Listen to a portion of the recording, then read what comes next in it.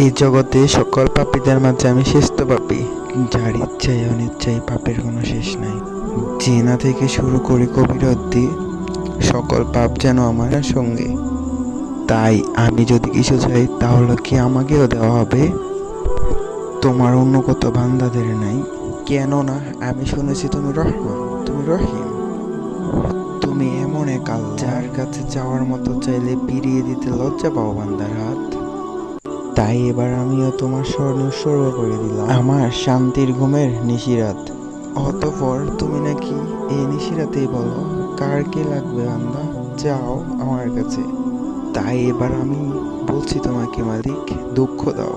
সুখে থাকলে হয়তো তোমায় ভুলে যেতে পারি, হতে পারে কারো কৃতদাস, কারণ আমি আদম সন্তান, করা আমার পুরনো অভ্যাস।